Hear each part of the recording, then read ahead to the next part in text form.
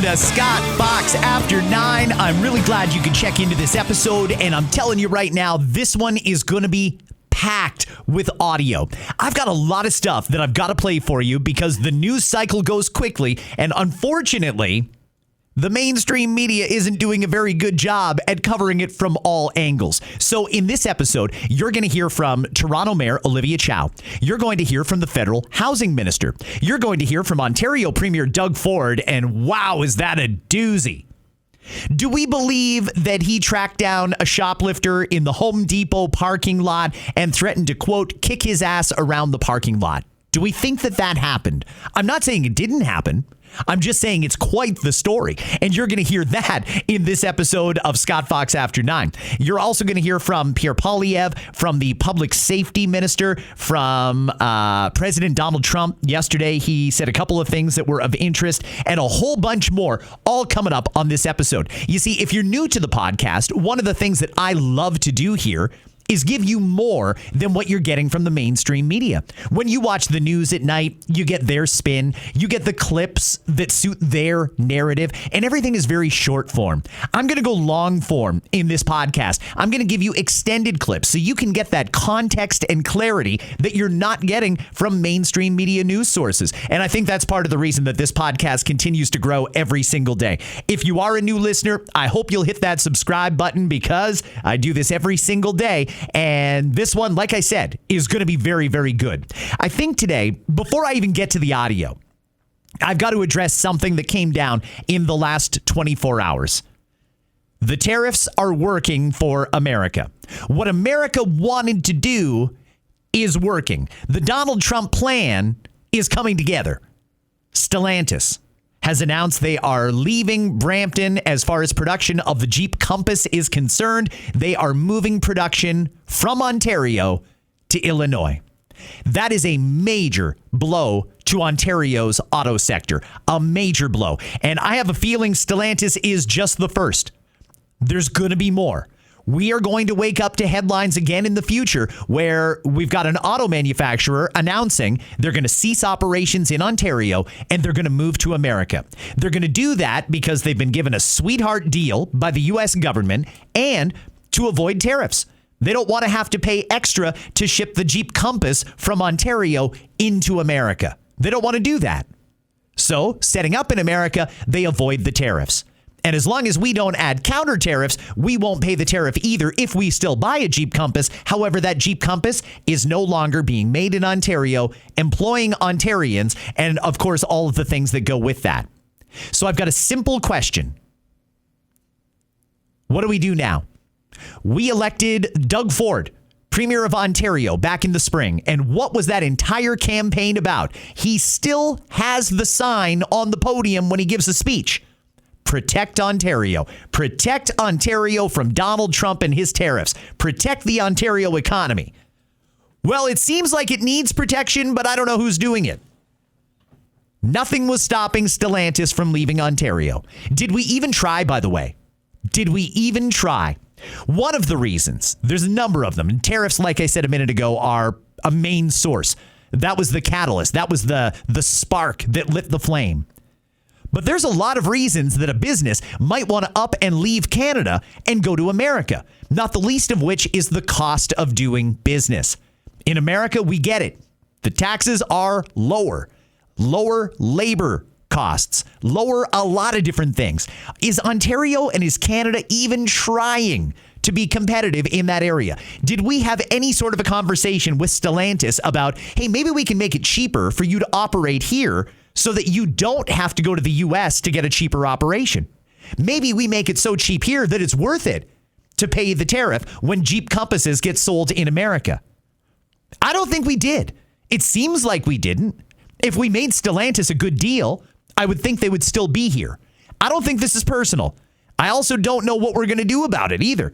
I mean, when Crown Royal announced they were closing one bottling plant in southern Ontario, Doug Ford went nuts and poured out a bottle of Crown and threatened to rip them off the shelves of the LCBO. Is he going to beat the hell out of a Jeep Compass today with a baseball bat? I don't know. I think that now it is time to accept that protect Ontario, the strategy until now, is not working. Elbows up never was a real thing. It was never a real thing. It was just an election ploy, and it's not working. I have been very fair with our prime minister. I've given him extra time. I said, let's wait and get a good deal done with the Americans. Well, you know, if auto manufacturers are picking up and leaving Canada and going to the U.S., that's even better for Donald Trump. He doesn't even need to make a deal. He's getting what he wants. The companies are setting up in America. And that's a major point of those tariffs. That's part of the reason he's doing it. What we've been doing so far is not working, and this is the latest casualty. Stellantis moving from Ontario to Illinois. Who's going to be next? How many jobs are going to have to get lost before we change our strategy?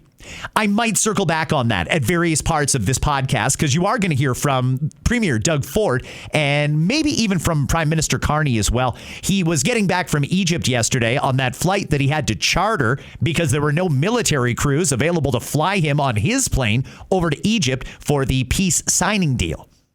So we didn't hear much from the PM yesterday, but if something comes up, I'll try and get that into this episode.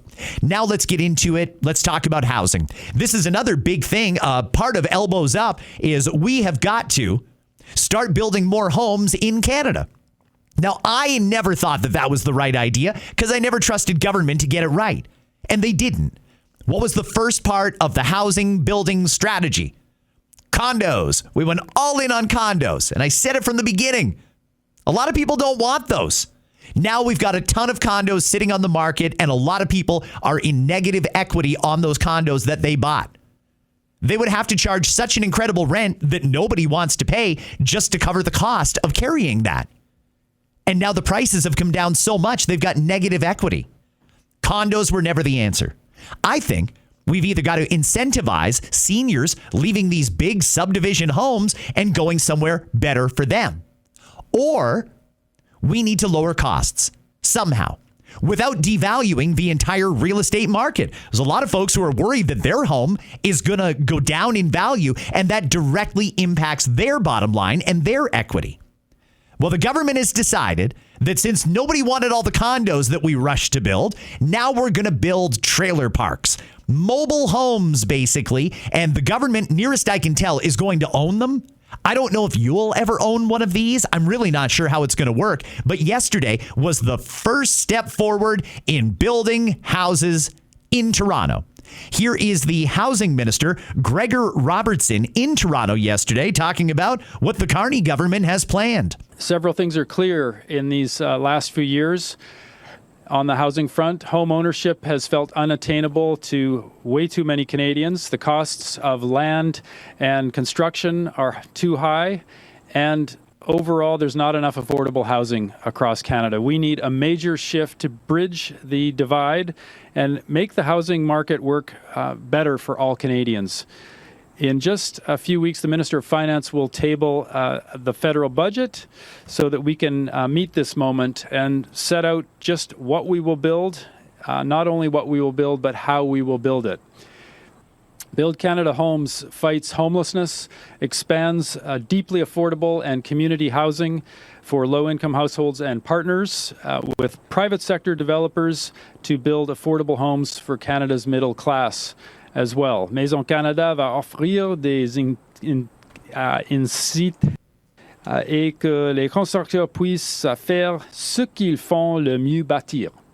Bâtir is the active word there. We need to build. However, in far too many communities across Canada, the existing infrastructure simply does not have the capacity to service more homes, which is a major barrier to building. And that's why today I'm very pleased to announce $280 million investment to expand the capacity of Toronto's Black Creek sewer system. And absolutely. Jesus Christ. Wow. Okay. So that is the federal housing minister, Gregor Robertson, and his French is just atrocious. I did try and edit most of the French out of that clip, just so you know. That was not 100% unedited because I did take out some of the French, and man, he's all over the place. $280 million to upgrade the sewer system in Toronto, one area of Toronto, just a small area. $280 million, and they have to upgrade the sewer system because they're going to be putting a whole bunch of homes at Downsview Park. Federal land, former Air Force Base. That, by the way, is where the new Rogers Stadium is. So if you get one of these trailer park homes, great. You'll be able to hear lots of loud concerts all the time that you're trying to sleep. Wonderful. It's right on the TTC and GO line. That's good, I guess.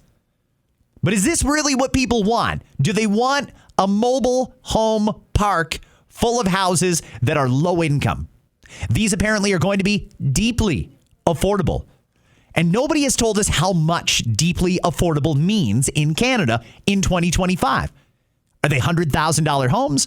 Are they $200,000 homes? Are they $500,000 homes? How much are these things going to cost? What kind of a down payment is required? And will people actually own these homes?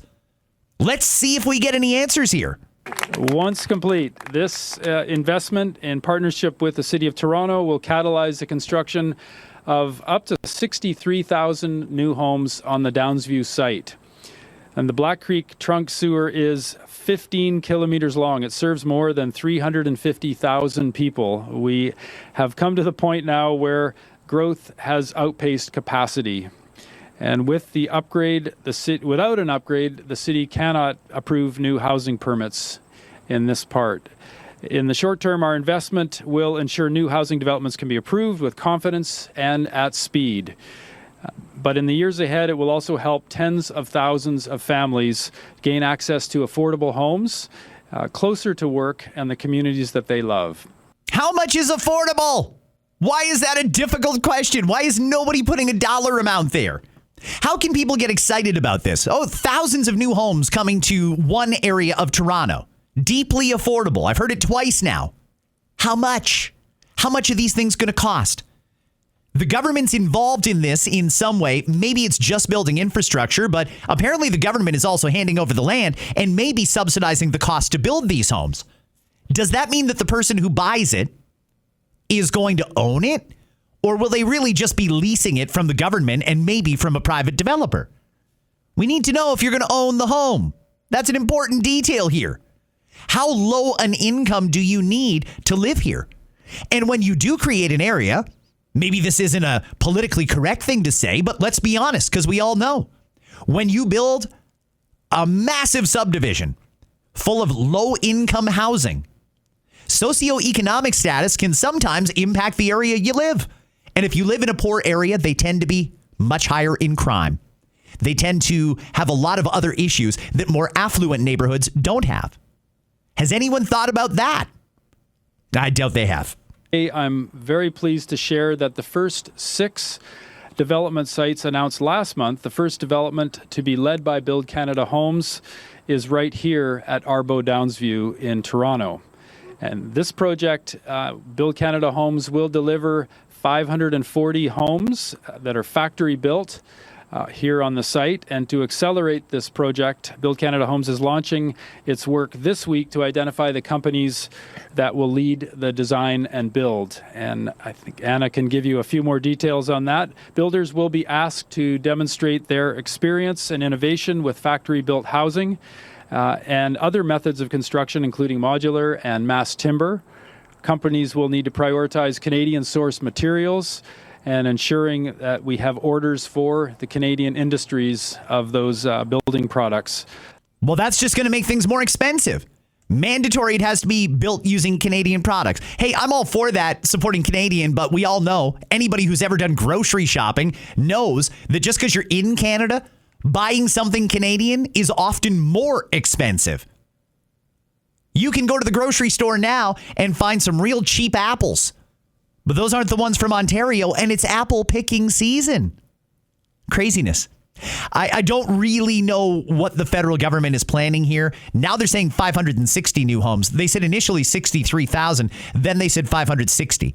Okay, so that's 560 low-income folks that might have a shot, if they can afford it, at getting one of these homes.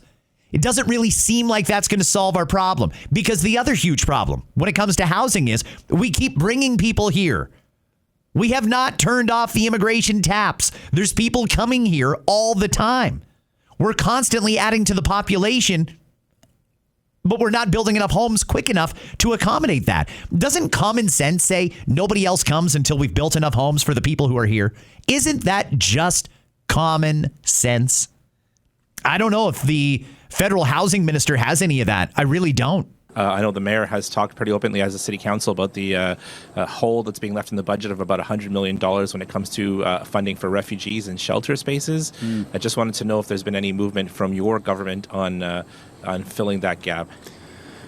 Well, certainly with Build Canada Homes, there's an enormous investment in homelessness. There's $1 billion that is dedicated to supportive transitional housing. That's ensuring people have housing that they can transition from the homelessness or shelters into permanent housing. I think that'll have a very beneficial effect across the board with housing challenges and homelessness. My colleague, Minister Metledge Diab, is focused on that issue, working with Mayor Chow. I know they've got an active dialogue on that, so I'll leave it to her to update on that front. I'm more focused on the bigger picture around housing and addressing homelessness with those investments, as mentioned. Okay, so that was him answering one question from a reporter. He basically blew it off. That's not my pig, not my farm. Okay, fine. There's somebody else who's going to try and talk to Toronto about making them whole again after Toronto spent a ton of money housing refugees. Fine. That, by the way, was also Toronto's decision to do that. When it comes to these houses that we're building, they're sort of positioning this now as a solution to homelessness. And frankly, I don't understand. We don't know how much they're going to cost. We don't even have builders yet. We do not have this catalog of designs. Remember they said during the campaign it would be like a war-style effort? There's be a catalog of homes and you just pick A, B, or C. They'll build it and put it on that plot of land for you. We don't even have that yet. We don't know when they're going to be built. We don't know what the selection criteria is. This is another announcement for the sake of doing an announcement that doesn't actually give us any information.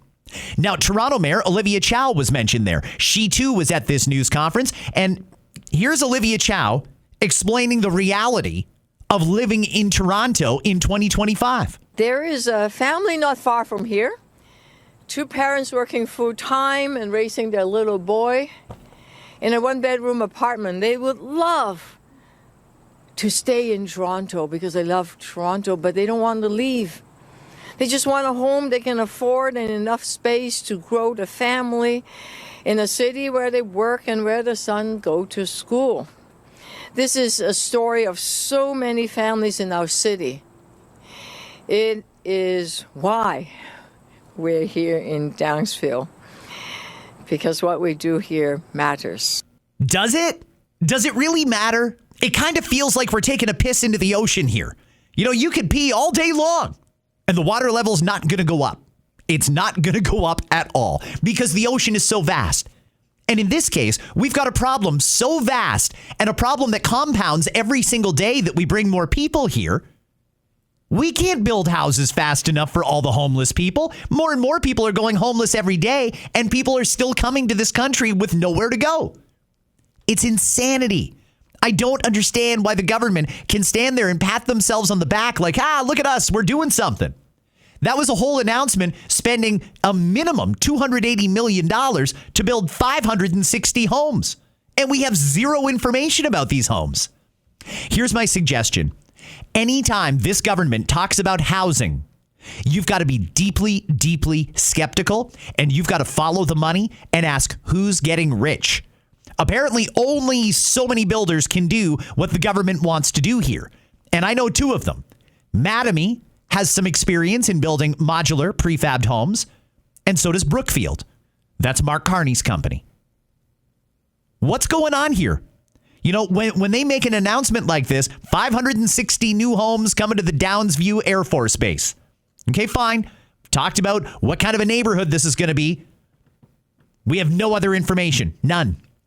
This government made an announcement that wasn't really an announcement. It was just a theory. It was a hope, a wish, a dream.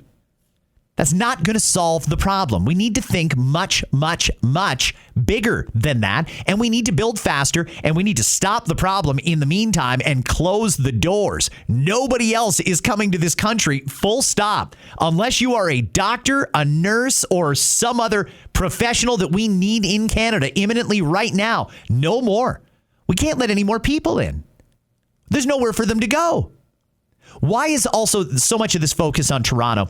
The government talked there about how, we've got to expand this sewer. It's 15 kilometers long. It's going to cost us $280 million to do. That area has been vacant at Downsview since Toronto was founded. Like I said, it was an Air Force base. There's never been houses per se there. Why does it need to go in Toronto? Why does everybody need to be in Toronto? Olivia Chow talked about that too. As a family that can't afford to live here, a family, 2 full-time employed people can't afford a 1-bedroom apartment for them and their kid in Toronto. But they really want to stay in Toronto. Why? What's drawing you there? Is it all the crime? Is it because they do a couple of festivals here and there? What is it specifically that makes you want to be there if you can't afford to be there? There's a lot of places I'd love to live, but I can't afford to live there. And that's a serious consideration. If I can't afford it, then I need to look elsewhere. Maybe Toronto is just priced too many people out of the market. Maybe Toronto's just for rich people and the middle class have to go somewhere else. They're going to raise property taxes again next year. Will these low-income modular homes that are basically just set on the old runway, are they going to pay property taxes? And what kind of taxes will they pay? Will that also be deeply affordable? Because the property taxes in Toronto are ridiculous. I don't know what we're doing here, guys. I really don't. It doesn't seem like these people have got a good grasp on the problem. You got to stop the immigration now. You need to find a plan to build faster. When you promised us houses 8 months ago, actually even longer ago, you should have at least had the catalog ready and the suppliers identified, product in hand, ready to start building tomorrow. How long until these houses are actually built? Is this something where we're going to be cutting a ribbon in 2029? And what are those homeless people supposed to do for the next 3.5 years? I don't think we've got a handle on this problem, but I think it's something we all need to pay close attention to, this government and how much money they're spending on housing, and ask yourself if what they're doing is actually going to solve the problem. They convinced everybody, the condos we're going to build, it'll be great and they'll be affordable. Well, they're affordable now because nobody wants to live in them. People own them and can't sell them. They can't even get the money out of them that they put into them. Is that what we're doing here with the trailer park homes? And if we are going to do trailer park homes, sorry, I'm fascinated by this. If we are going to do the trailer park homes, is Downsview the most practical place to do it? Maybe we should put them somewhere a little warmer, like down Niagara way. Hell, why not make it waterfront? There's all kinds of land in Flamborough. There's all kinds of little lakes in there. Maybe we should make them actual trailer parks. That's just a thought. I guess it'll come down to how much they're going to cost, and we still don't know that either. I'm going to move on from the housing minister here. Deeply disappointing announcement yesterday. A lot of money being spent, and I don't have a problem with money being spent if it leads to results, but it doesn't seem like this is going to lead to any results whatsoever. This is another disappointing announcement from the federal government. Think bigger. Plan these things strategically. Solve the problem, and not the least of which, the big overarching problem that you can solve right now. Nobody else comes to this country unless we have a home for them to go to now. Full stop. That's it. End of story. Now let's move on to an interesting thing that happened yesterday in Toronto. Premier Doug Ford sat down for an interview or a roundtable type discussion, and it was moderated by Ben Mulrooney. You know Ben is a former television broadcaster, current radio broadcaster, and I think they take his radio show and air it as a podcast. I don't even know anymore. Ben's a real good guy, though. I've actually traveled with him, and I've got a lot of time for him. I like him a lot. So he was the one tapped to ask the premier some questions, even though I was available. But I'm not bitter. I'm not bitter, no. I was thinking you would have gotten some different answers had I asked the questions. Here is Premier Ford talking to Ben Mulrooney yesterday at the Empire Club of Canada in Toronto. I got to say, you draw a far bigger crowd than Minister Lecce. I love Lecce. I really love him. He's amazing. You had a question for me, sir. Well, I might as well, just between us, 1,300 people and your sister, when or why are you going to be running for mayor of Toronto? Because we need something going down there. Just curious. Well, I'm sure a lot of people in this room would vote for you, raise money, and support you. well, thank you. I've always said that municipal politics is the closest level of politics to my heart. But I'm very busy these days, sir. I don't know if you saw the piece of paper in front of me. I'm a celebrated television and radio host. But I recently, sir, I listened to my greatest fans online, and I decided I'm now the founder of a new organization called the Canadian Nepo Baby Success Network. Because sometimes being born on third base isn't enough. Okay, interesting that Premier Ford would go there. He likes to create the illusion that he is good friends with Olivia Chow. And I thought he was at least cordial with former Toronto Mayor John Tory. And those are the two people so far that I'm led to believe are going to be running for mayor of Toronto. Could Ben run? And would he be a good mayor? The answer is yes, he absolutely could run, and he would likely be a great mayor. His father was one of Canada's modern-day greatest prime ministers. His sister is a cabinet minister in Doug Ford's government. Ben Mulroney as a mayor of Toronto, that hadn't crossed my mind. I thought maybe if anything, Ben might be more interested in Doug's job or in Mark Carney's job. Maybe. I don't know. I don't think he is ready to go politics yet. I think he's still enjoying his radio show with my former employer. I think probably not this time around, but I don't doubt for a second at some point we're going to see Ben Mulroney running for office. Let's get to more of the Q&A between Ben and Premier Ford. Mr. Premier. Yes. Thank you for having me here. Give us a sense, if you could, of where we stand in this tariff battle with the United States. From an outsider's perspective, it does feel, to use an expression from earlier today, that we are constantly on our back heel because we're always reacting to something new coming from the president or from someone on his team. Case in point, Howard Lutnick here in Toronto just less than 2 weeks ago. Yeah, so you know something, when you're dealing with President Trump or Howard Lutnick, it's challenging. And I thought Prime Minister Carney did a good job. It's about building relationships. But President Trump could agree to something one day. He'll wake up and change his mind the next day, and you won't even know what hit you. And I mentioned to the Prime Minister, yes, we have to strike a deal with the U.S., but you can't get rolled over by this guy. We're an economic powerhouse with the U.S. We're the number one customer. We buy over $356 billion a year, U.S., number one customer in the entire world. Ontario alone is the number one trading partner, and I always like saying customer, to 15 states, number two to 12 other states. We do $500 billion of two-way trade alone with the U.S.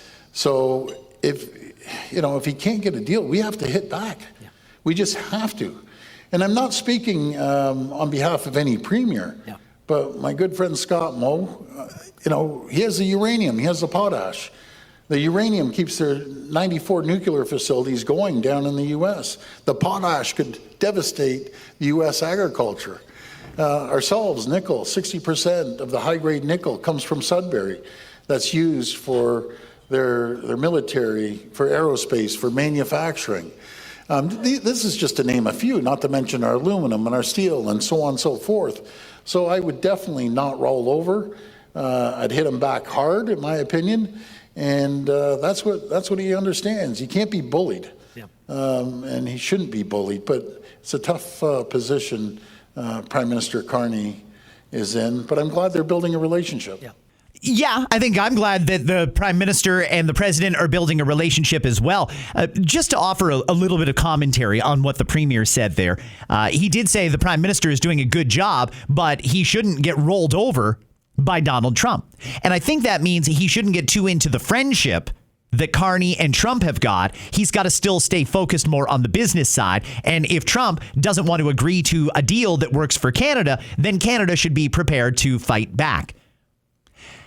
Everything that Doug said a few seconds ago there, And if you want to rewind it and listen to those stats again, feel free, about how we're incredible trading partners, all the nickel that comes from Sudbury, Ontario, that gets used in U.S. aerospace, all of the uranium, the potash, the aluminum, the steel, soon the nuclear power, and all of the other things that Canada exports to America. When we've got all of those things, and he didn't even mention oil, that comes from Alberta, but it's still a Canadian thing. We really are supplying a lot to the Americans. It should not, with all of that on the table, be hard to get a deal done. But so far, the Prime Minister he's not got anything done. Now we just lost Stellantis. How many more companies are we going to lose before he gets to a place where he can say, we've got a deal. There's no more businesses jumping back and forth over the border. There's no more tariffs. They're going to set up wherever it's cheapest to do business and wherever it makes most sense to do business. Based on everything Doug said, I don't understand how he can say that Carney is doing a good job when Carney hasn't gotten anything done.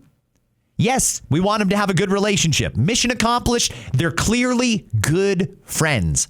They're slapping each other on the back and laughing and joking and stuff like that. They're texting each other at night. That's good. I like that relationship between our Prime Minister and the U.S. President, whomever they may be. I like that.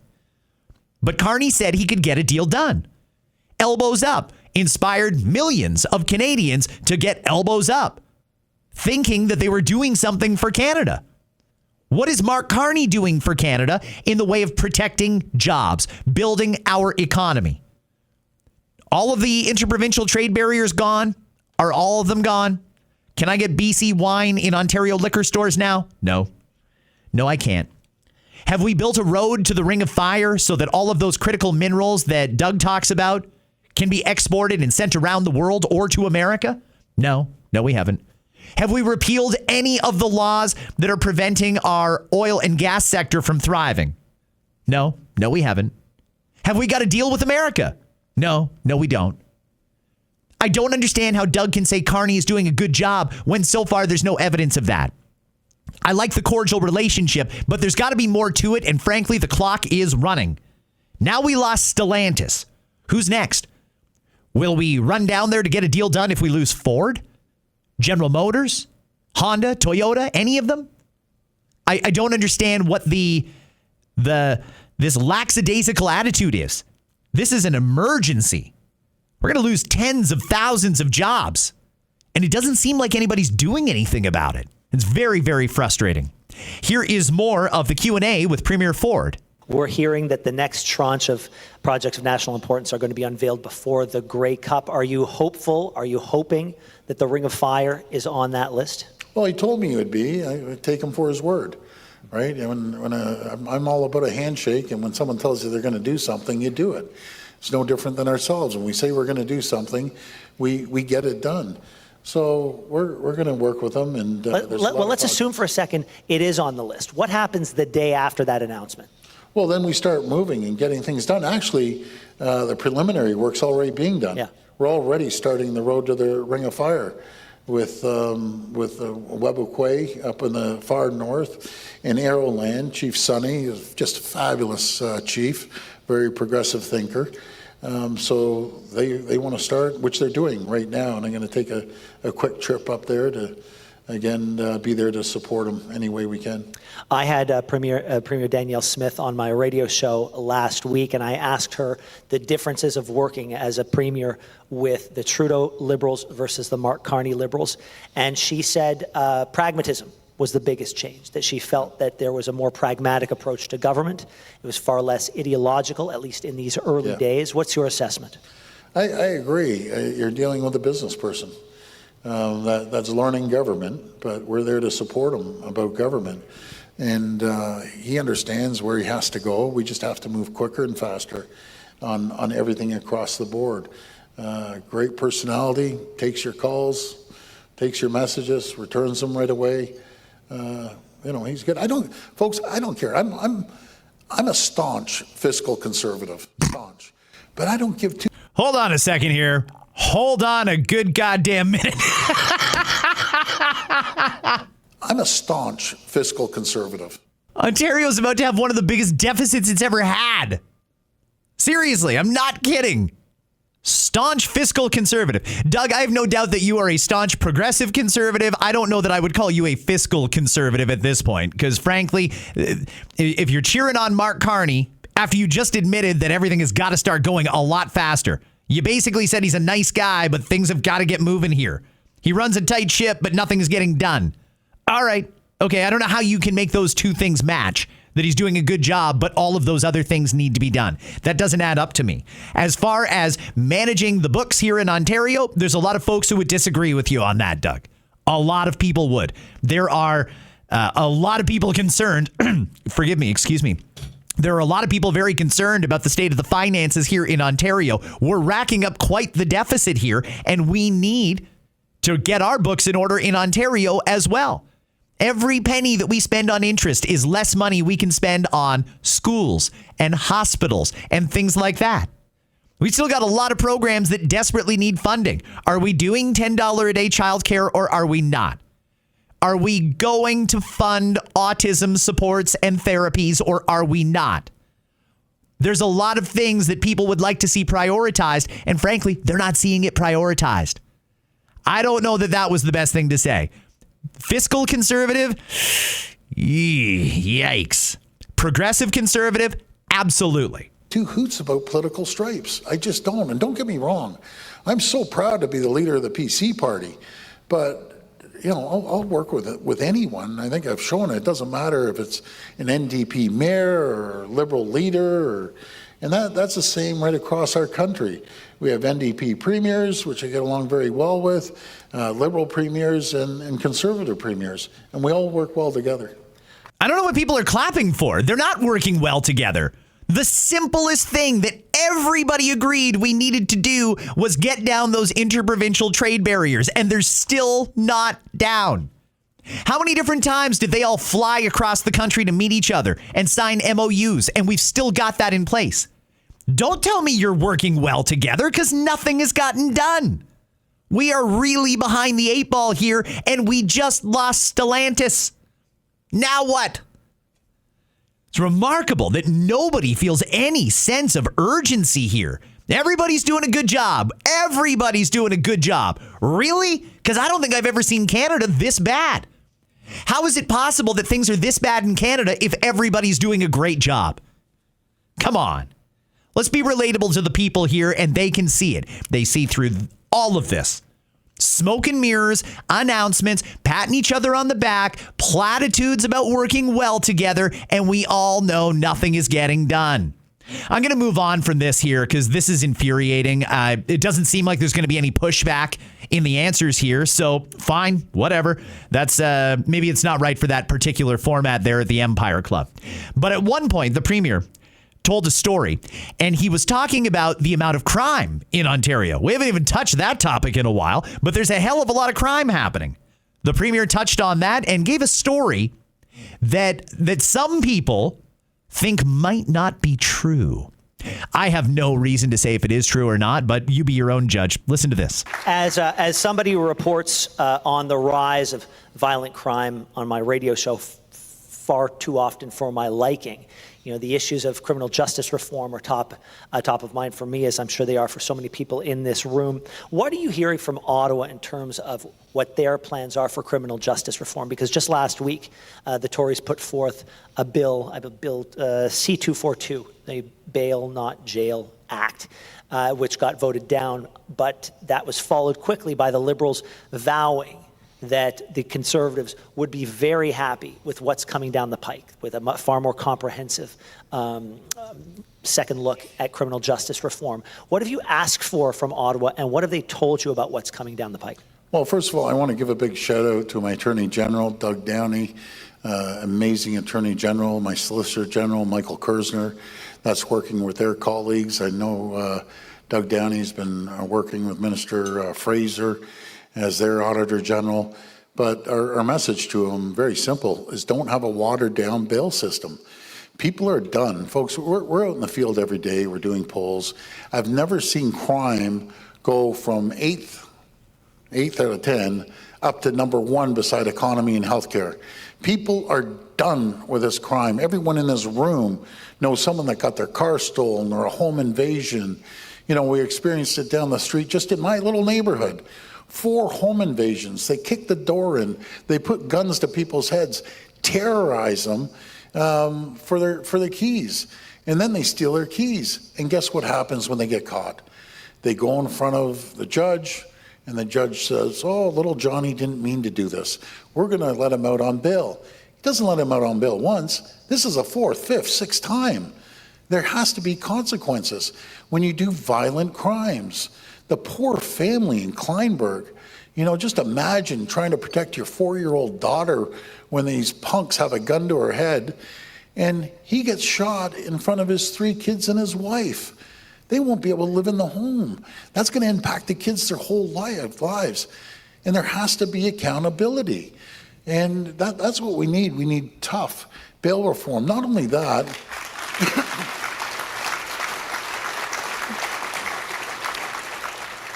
we need mandatory sentences. So when a criminal goes in with a gun, you're doing X amount of years, whatever it is, 10 years.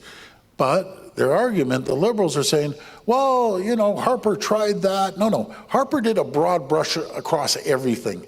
Let's start focusing on areas. And to be very frank, the judiciary system should not be interfering in policies. It's not their house that is getting broken into. Again, we have to make sure that we set mandatory sentences. You go in with a gun, you're getting 10 years. The last part, what's happening, because I get updates on a daily basis from frontline police officers and the chiefs around the province and the commissioner. So now the older, crooks are giving guns to 16, 17, and 18-year-olds to go in there saying nothing will happen to you. And do you know what's a shame? Nothing does happen to them. So they kick in the door with a gun. We have to change the Young Offenders Act. And it can't be, I can tell you, everyone in this room, myself included, when you were 16, 17, 18, you know that going into a house and kicking the door in with a gun, that is not good. And there's too many judges that are just bleeding hearts that, we got to give them a second chance. No, these are troublemakers. These kids need to be sentenced, and they need to learn before they go in. There are consequences when you go in with a gun on a violent crime. I'm not talking about the chocolate bars and everything else being stolen. But what is ticking me off, and they're pretty brazen, and it starts the old broken window theory with Mayor Giuliani years ago. They're walking in, and I'm going to meet all the retailers, walking in with shopping carts, and they're just loading up their carts, no matter if it's the LCBO or Home Depot or Walmart or anything, and they're stealing goods. And they can't do anything. The security guards can't do anything. Can I tell a little story? Before he tells that story, that's a major issue. I don't understand why, for government operations like at the LCBO, why are we paying security when they can't intervene? I don't understand why security, whose job it is to secure, can't do their job. A lot of companies won't allow it. Well, in the government's case, it's the government store. Get rid of all of the security at the LCBO. We don't need it. They can't interfere. We're paying people to stand around and do nothing. We're paying them to stand around and just watch crimes happen. They can't do anything, so get rid of them and save us the money. First thing. Second thing, look at me numbering my points like the Prime Minister does. You just heard Doug Ford say all the things that I've been saying on this podcast for a very long time. We need mandatory minimum sentences back. Thank you, Stephen Harper, for bringing those in. No thank you, Justin Trudeau, for allowing them to be gone. That was a mistake. We need mandatory minimum sentences. We need a complete reform of the Youth Criminal Justice Act. Absolutely. And we need bail reform. Say it again, Doug Ford. Say it again. That Mark Carney's doing a great job. Mark had a chance to fix all of those things back in June. He didn't do it. Then he took the entire summer off, him and his ministers. Came back in September, another chance to do it. Didn't do it. Instead, he wanted to pass hate laws. Now we're led to believe that at some point in October or November, he's going to introduce it, meaning we're not going to have a law in the books until at least sometime in the new year. What about the victims of crime now? What about them? People are worried. People are afraid. And there's Doug Ford up there telling everybody Mark Carney's doing a good job. We're trying to help him. Well, it's not working. Everybody can plainly see there's an issue, and we, the middle class, look at you politicians up there talking about the problem, but never actually doing anything about the problem. Are people getting pissed off yet or what? Because I'm getting pissed off. I am sick and tired of politicians patting each other on the back when they're all failures. Did you hear it already? Stellantis is leaving. That's a big problem. We have crime in our streets that is almost insurmountable. We have a government that could change that. They're not. They haven't. They had many opportunities and didn't. We had a governor, we had a government led by Prime Minister Justin Trudeau who allowed complete lawlessness to evolve over a 10-year period. Governor Trudeau, complete lawlessness. Carney comes in as the guy who says, I'll fix everything. I'll take care of it all. Don't worry. Look at me. And he hasn't actually done anything yet. And Doug says he's doing a good job. Unbelievable. Unbelievable. Hey, stop with the platitudes. Stop with the praise. Start getting stuff done. That's what people want. That is me on behalf of every middle-class Canadian telling you that's what people want done. No more photo ops, no more announcements, no more telling each other, oh, you're doing a great job, and then going out for drinks in the lobby bar. Do something that works. Now here's Premier Ford telling this story about Home Depot. Please. Story. Please. So a couple months ago, I pull in, I escape from my detail at 8 o'clock in the morning before they come, and it ticks them off. So I hop in my pickup and I want to go to Home Depot. It was on a Saturday. And I pull up and I wanted to get some plants. Actually, it was the weekend before the Prime Minister came. I wanted to get plants for the cottage, so I loaded up. And I pulled up right by the nursery. I think majority have been to Home Depot. So I pull right up, I load up all the plants, and I'm ready to pull out. And here's this guy with a backpack and, a bag. And he's walking out, and the store manager's yelling at him, come back, and the security guard's there. And I said, well, go get him. We aren't allowed to go get him. And so he went around the side of where all the plants and outside the parking lot. So I was in my car, I said, screw this, I'm going after this guy. So and by this time, my heart's beating, I'm ticked off. So I go racing behind, no one can see, and I pull up behind him, I jump out of the car, I said, buddy, what's in your bag? Nothing's in my bag. I said, buddy, I'm going to kick your ass all over the parking lot. Show me what's in your bag. And I did. I couldn't help myself. And so I said, buddy, come over here. And nothing's in my bag. And so we start. Now, by this time, the store manager comes, and he's on fire. He's cursing and swearing. I guess I threw in a couple colorful language, too. And so he's emptying out his bag. And all of a sudden, so he's saying, nothing's here. I said, how about your other bag? It's because he dropped it and heard a cling. And so he went in there and he pulled out one of those saw blades that you open up. Yeah. And you can use it as a saw blade. And the store manager said, that's what he stole. And then, we start saying da-da-da-da to the guy. And then I said, keep emptying out the bag. He pulls out some cutters, tin snips. And by this time, I'm in a pretty rage. I'm just in a full-out rage on this guy. And I said, buddy, you stole those too? And he goes, I swear to God, I didn't steal them. He said, look at the rust on them. I looked at them, they were rusty. I said, okay, those are yours, but the rest? And then I went on to tell him if I ever see him in the parking lot, he's going to get a beating like he's never got before. But that's what you have to do. So. And are we going to do anything about Castle Law? Are we? Are we going to give people the right to defend themselves, their family, their property? Are we going to do that? That's something I think that Doug should be pressing the Prime Minister for, is Castle Laws. Doug, I'm glad. I think that there's two different kinds of people in a scenario like that. Those who would look the other way and say, not my problem. Somebody else will deal with it. And those who will go and actively confront the person who's stealing. And I'm not saying one's right and one's wrong. I'm just saying that right now you don't really have any legal protection to do that until we get Castle Laws in Canada. If we ever do, I don't think that the Carney government has any appetite to give Canadians more power to protect themselves, their family, and their homes and their property. I don't think that he has any desire to do that. But Doug here took it upon himself to go in and confront this guy. Pulled out a saw. Oh, you stole it. Okay, all right. But he put it in a bag with other tools that he already owned. That's a weird one. And by the way, full credit. Doug Ford knows exactly what tin snips are. There's not a chance Mark Carney knows what tin snips are. So good. You can tell Doug is still at heart a middle-class guy. And I think that that's what many middle-class people would do.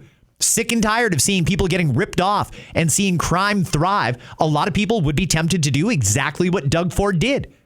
Is it appropriate in his situation? You can judge that. I don't have any opinion one way or the other on whether or not that was appropriate. But I would say that he's right. People have had enough of the crime.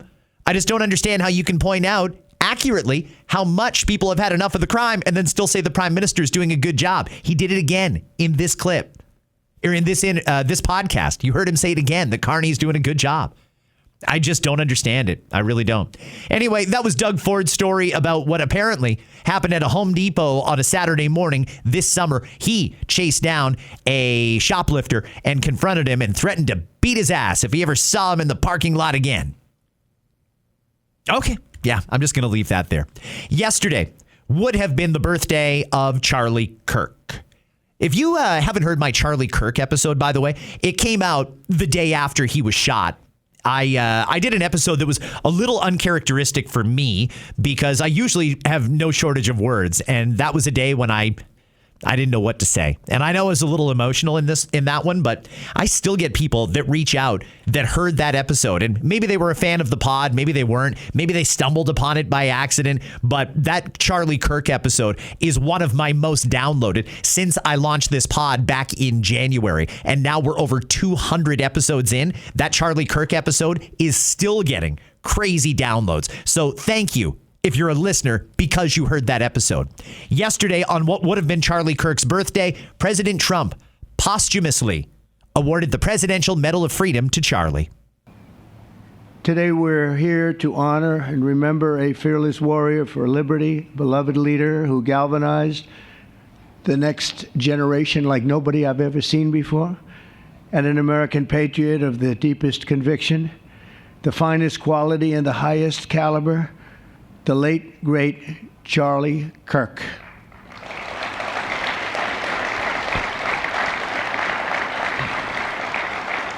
Five weeks ago, our nation was robbed of this extraordinary champion. He was a champion in every way. I got to know him so well.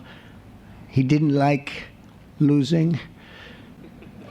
And he was able to fight people that were enemies. And he didn't necessarily love those enemies so much. You know, I heard he loved his enemies, and I said, wait a minute, is that the same Charlie that I know? I'm not sure, but I didn't want to get into it. But it was a horrible, heinous, demonic act of murder.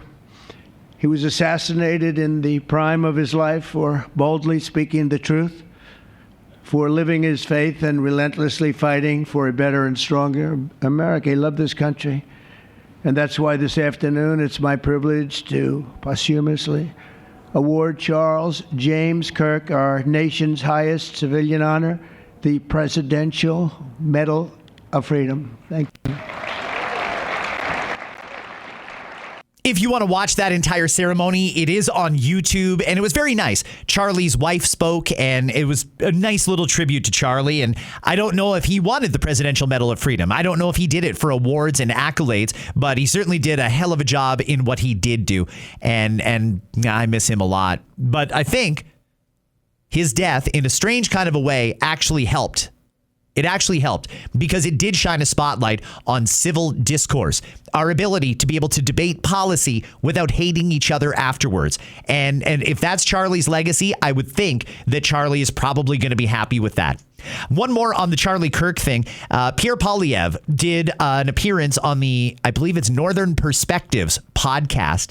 And he was asked about Charlie Kirk. And I thought Pierre summed it up nicely. Maybe he was listening to this pod. Obviously, our thoughts are with the incredible family of Charlie Kirk, and our condolences to them.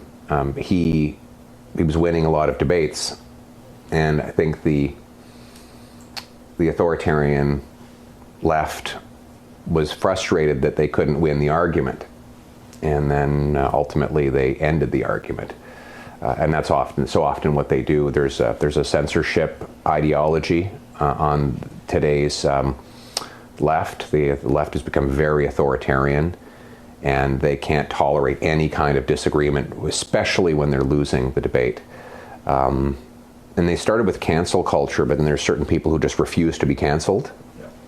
So that's when the other side gets violent.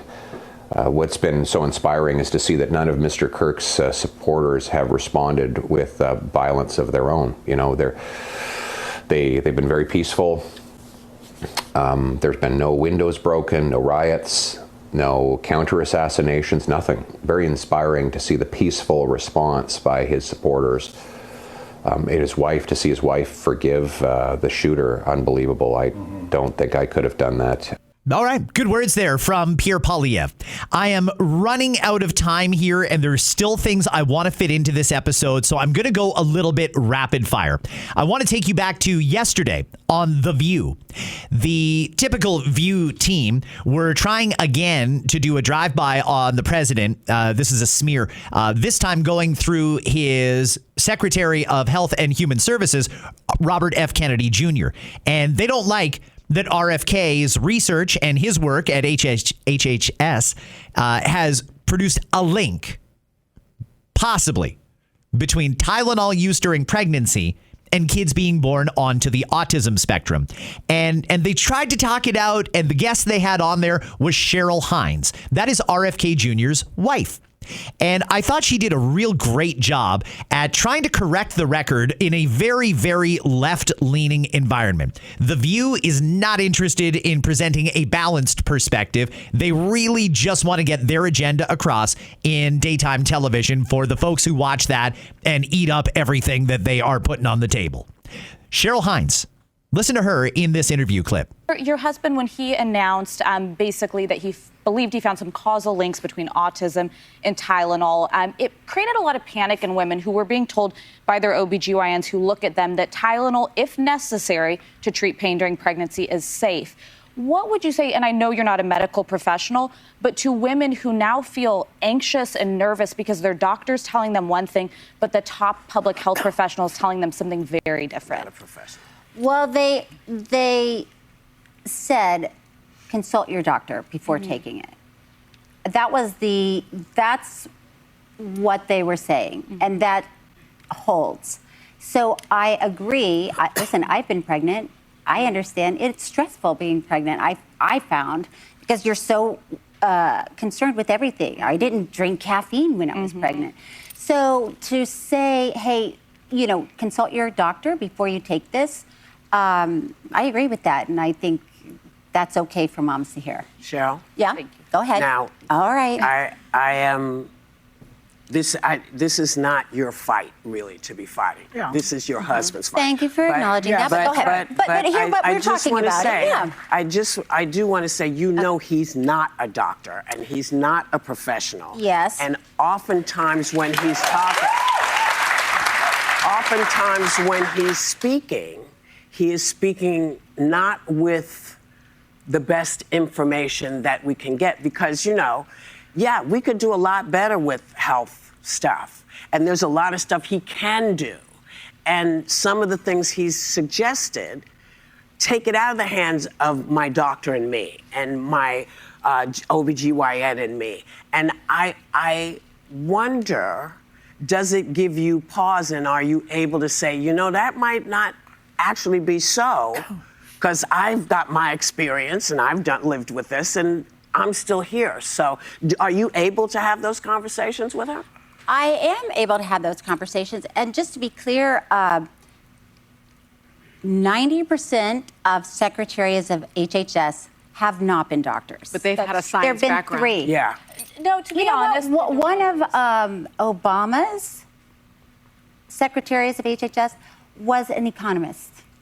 But the majority of them that haven't had medical backgrounds have had a science background. Wait, don't do anything else. Don't say anything else yet. Because we have to take a break. Wow, what a convenient time to have to go take a commercial break after they got schooled. 90% of U.S. secretaries of HHS, and nobody has had an issue really with any of them until Donald Trump appointed RFK Jr. 90% of them were not doctors. Only 3. Oh, well, they at least had a science background, right? Obama, had an economist as the secretary of HHS. An economist. Listen, again, please try and understand that what they're showing you on television is a narrative. It's meant to shape your view and your perspective. They're trying to influence you to go along with what they believe. You're not getting a balanced argument. Full credit to Cheryl Hines there for standing up for herself and for her husband there and correcting the record and giving people the perspective that they certainly were not going to give you on The View. All they said was talk to your doctor. Now I want to play one more for you, and this is the last thing I'm going to have time for. I know I'm way over time today.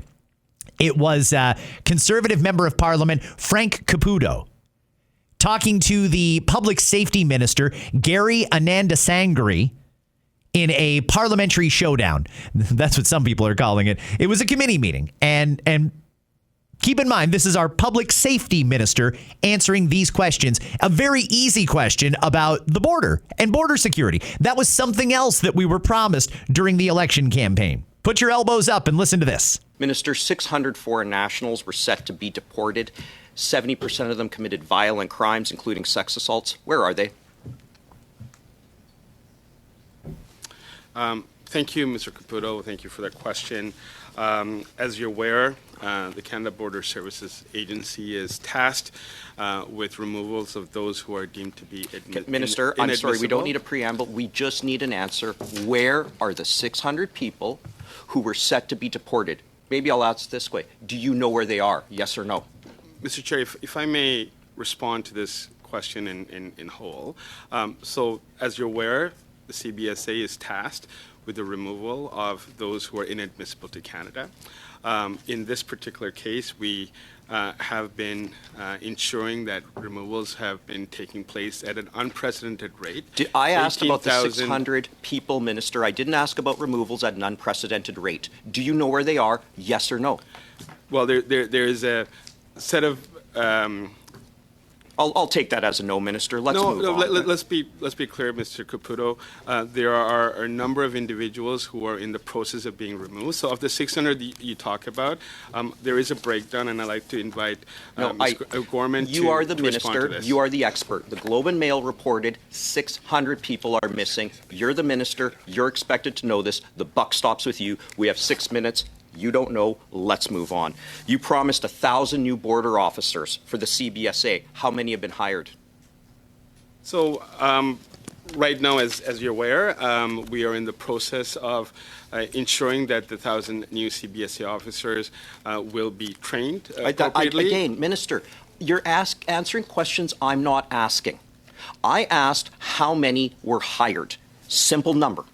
Mr. Caputo, I'm not here for your TikTok videos, okay? Like I'm here to. No, and Minister, I'm here to answer. I'm here to answer questions. Mr. Minister, let's just these conversations are important, but they need to be understandable, including through interpretation. So I have some tolerance to bilateral interactions, which is fine. That can in some cases speed up and increase the efficiency of the conversation. But if it leads to people not being able to understand the flow of the conversation, I'll have to intervene. I'll commence. First of all, TikTok is banned in Canada. Second, I don't have an account. I'm here for Canadians. I'm here for answers. You can obfuscate. I will continue to press forward. RCMP didn't know how many of the 1,000 officers that they promised were hired. Just a number. How many? So I will invite the RCMP Commissioner I want to hear it from you, Minister. This question. From you, Minister. But I'm not responsible for hiring of the officers. You're not. I beg your pardon. You are the Minister. I'm sorry. This is not useful because it's not useful because he's not answering the question, and because the answer is zero, none. Again, it's all announcements. Nothing gets done. Nothing. I am so frustrated right now. Are you feeling it too, or is it just me? I know there's a different tone in today's podcast because I've had enough. Stellantis leaving yesterday. Wow. That's the first card being pulled on a big house of cards. And frankly, when it comes crumbling down, it's going to be ugly unless we do some serious intervention quickly. And those are the kind of jokers that are running our government. What you just heard right there. It's craziness. Just crazy. Friends, Go Jays, go. They need a win tonight in Seattle. If they don't, I probably won't even talk about them again until next April. I do hope they win tonight, though. And I think that the Jays are going to win at least one in Seattle. I don't know if it'll be tonight or tomorrow. I'm not sure if they're going to win the series, but I'm hoping for them. It'd be nice. It's a good feeling to have something to focus on that's positive and that everybody is united in. Go Jays, go. That is a great thing for this country right now. From coast to coast to coast, the Jays doing well would certainly help our mood. God help the government if the Jays are out and 4, though. Holy cow, because we go back to focusing on them and we'll be in an even worse mood. Have a great day. I'll leave you with the sounds of Pat James and the whole truth. Hey now. See you tomorrow.